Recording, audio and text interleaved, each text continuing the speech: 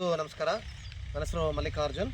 ICR Taralabalu ಕೃಷಿ ವಿಜ್ಞಾನ ಕೇಂದ್ರದಲ್ಲಿ ಬೇಸಾಯ ತಜ್ಞರನ್ನು ಕೆಲಸ ಮಾಡ್ತಾ ಇದ್ದೀನಿ. ಭಾಳಷ್ಟು ಈಗ ನಮಗೆ ಏನಪ್ಪ ಅಂದರೆ ಮಳೆ ಅಭಾವ ಆಗಿದೆ.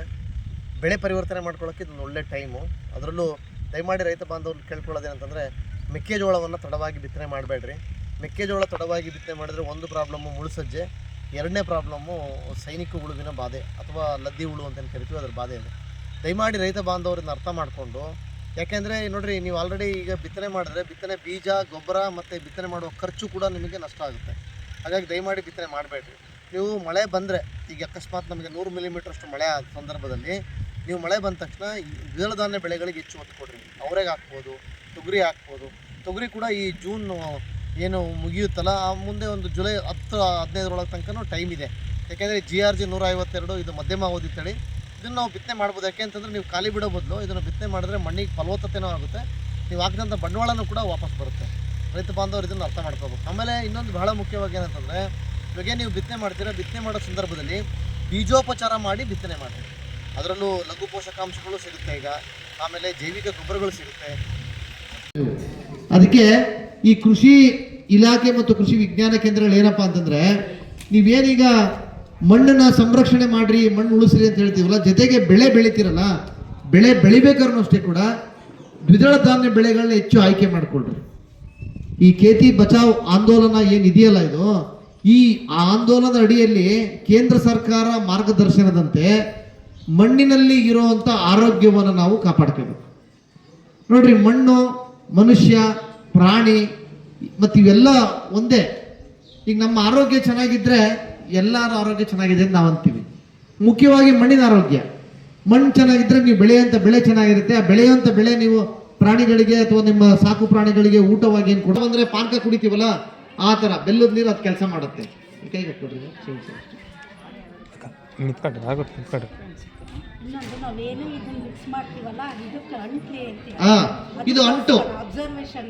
ಈಗ ನಾವೇ ಆಗಲಿ ಏನಾರ ಒಂದು ಇದು ಮಾಡಬೇಕು ಅಂದರೆ ಹಂಗೆ ಪುಡಿ ಹಾಕಿದ್ರೆ ಏನೂ ಇದಾಗಲ್ಲ. ಅದಕ್ಕೆ ಮಿಕ್ಸ್ ಮಾಡ್ಕೊಂಡು ಹಾಕ್ಬೇಕು ಅಂತ, ಅದಕ್ಕೋಸ್ಕರ ಅಂಟು ದ್ರಾವಣ. ಯಾವುದೇ ಬೆಳೆ ಮಾಡಿದರೂ ಎಲ್ಲ ನೀರನ್ನು ಹಾಕಿ ಇನ್ನೂ ಬೆಳೆ ಚೆನ್ನಾಗಿ ಬರುತ್ತೆ.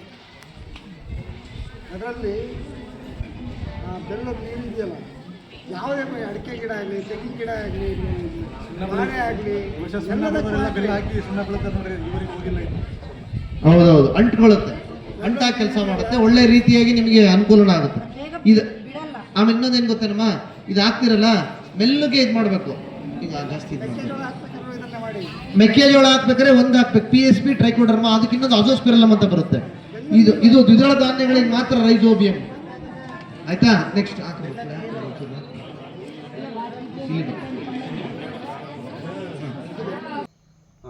ಈ ವರ್ಷ ಭಾಳ ಮಳೆ ಅಭಾವ ಆಗಿರೋದ್ರಿಂದ ನಾವು ಮೆಕ್ಕೆಜೋಳ ಹಾಕಬಾರ್ದು ಅಂತ ಡಿಸೈಡ್ ಮಾಡಿ, ಮೊನ್ನೆ ತಾನೇ ರೀಸೆಂಟಾಗಿ ಸ್ವಲ್ಪ ಮಳೆ ಸ್ವಲ್ಪ ಮಟ್ಟಿಗೆ ಆಗಿದೆ. ಆದ್ದರಿಂದ ಕೃಷಿ ಇಲಾಖೆಯಲ್ಲಿ ಉಚಿತವಾಗಿ ಕೊಟ್ಟಿರೋ GRG 152 ತಳಿಯ ತೊಗರಿ ಬೀಜವನ್ನು ಬಿತ್ತಕ್ಕೆ ರೆಡಿಯಾಗಿದ್ದೀವಿ.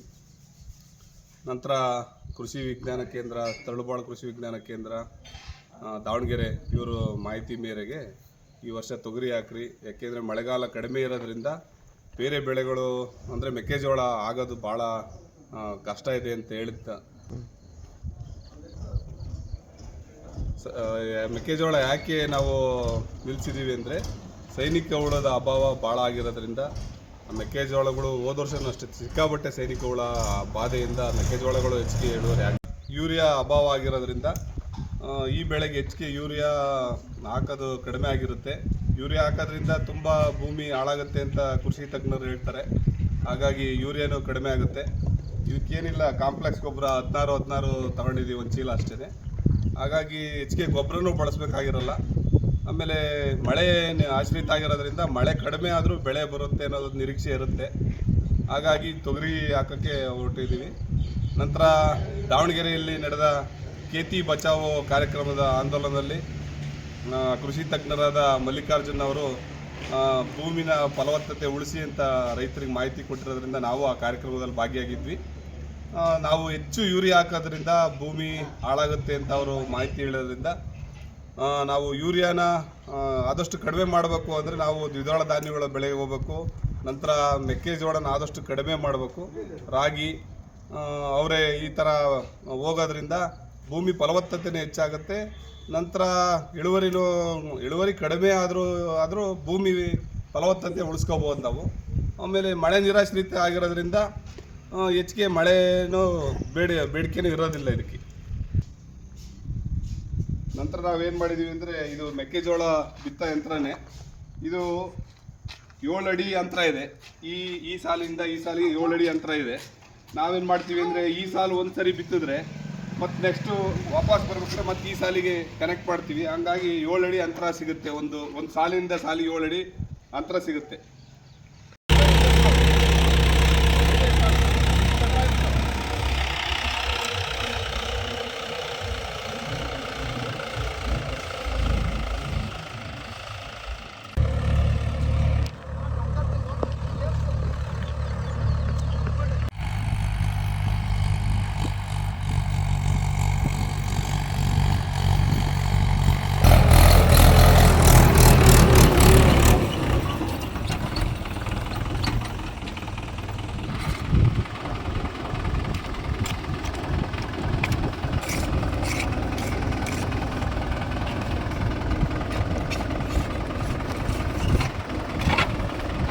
ದ್ವಿದಳ ಧಾನ್ಯ ಬೆಳೆಗಳು ಮತ್ತು ಎಣ್ಣೆಕಾಳು ಬೆಳೆಗಳನ್ನ ಬಿತ್ತನೆ ಮಾಡೋದು ಬಹಳ ಸೂಕ್ತ.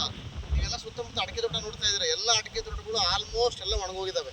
ಯಾಕೆ ಅಂತಂದರೆ ಈ ವರ್ಷ ಮಳೆ ಇಲ್ಲದೆ ನೀರು ಇಲ್ಲ, ತೋಟಗಳಿಗೆ ನೀರು ಬೇಕಾಗುತ್ತೆ. ಈ ವರ್ಷ ಏನು ರೈತರು ನೀರು ಕೊಟ್ಟಿದ್ದಾರೆ ತೋಟಗಳಿಗೆ, ಇಳುವರಿ ಕೂಡ ಶೇಕಡ 50% ಕಡಿಮೆ ಆಗುತ್ತೆ. ಯಾಕೆಂದರೆ ಬೇಸಿಗೆಯಲ್ಲಿ ಬರುವಂಥ ಕೀಟ ಮತ್ತು ರೋಗ ಬಾಧೆಗಳು ಈ ವರ್ಷ ನಮಗೆ ಮಳೆಗಾಲದಲ್ಲೇ ನೋಡ್ತಾ ಇದ್ದೀವಿ. ಅಡಿಕೆಯಲ್ಲಿ ಕೆಂಪು ನುಸಿ ಬಂದಿದೆ, ಆಮೇಲೆ ಏನು ಬುಡಾಕೊಳೆ ರೋಗ ಬಂದಿದೆ, ಮತ್ತು ಅಡಿಕೆ ಗಿಡದ ಸುಳಿಗಳು ತೆಗೆದರೆ ಕೆಟ್ಟ ದುರ್ವಾಸನೆ ಬರ್ತಾ ಇದೆ. ಇವೆಲ್ಲ ರೈತರು ಬಾಂಧವರು ಗಮನಿಸ್ತಾ ಇದ್ದಾರೆ. ಹಾಗಾಗಿ ರೈತರಿಗೆ ಹೇಳೋದಂತಂದರೆ ಈ ವರ್ಷ ಒಂದು ಬೆಳೆ ಪರಿವರ್ತನೆ ಮಾಡಿಬಿಟ್ರಿ. ಈ ಕಾಳಿ ಒಳಗಳಿಗೂ ಅಡಿಕೆ ಹಾಕೋಕ್ಕೆ ನಮ್ಮ ರೈತರು ನೋಡ್ತಾ ಇದ್ದೀರಾ. ದಯಮಾಡಿ ಅಡಿಕೆನ ಹಾಕಬೇಡ್ರಿ ಈ ವರ್ಷ. ಇಲ್ಲಿ ನಾವು ಏನು ಮಾಡ್ತಿದ್ದೀವಿ ಅಂತಂದರೆ ಒಂದು ತೋಟದ ಒಂದು ಹೊಲದಲ್ಲಿ ಏನೋ ಇದಂತಂದ್ರೆ ನಮ್ಮ ತೊಗರಿ ಬಿತ್ತನೆ ಮಾಡಿದ್ವಿ.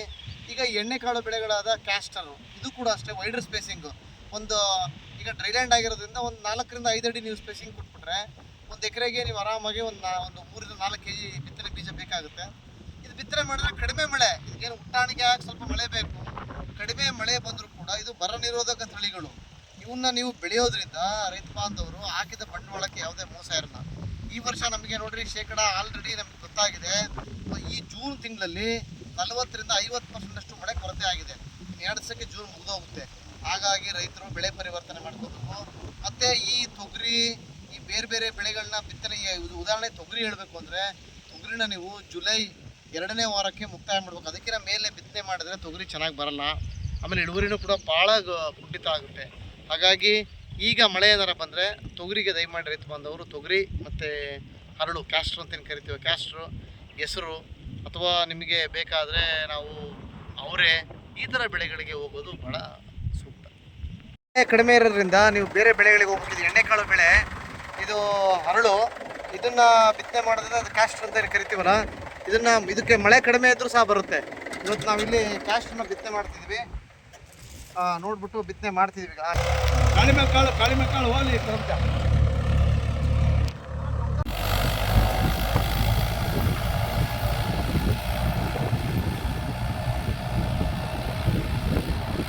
ಜೂನ್ ಮಾಹೆಯಲ್ಲಿ ಮುಂಗಾರು ಮಳೆ ಕೊರತೆಯಾಗಿದೆ. ದೇಶಾದ್ಯಂತ ಶೇಕಡ 45ರಷ್ಟು ಕೊರತೆಯಾದರೆ ಕರ್ನಾಟಕ ರಾಜ್ಯದಲ್ಲಿ 39% ಕೊರತೆಯಾಗಿದೆ.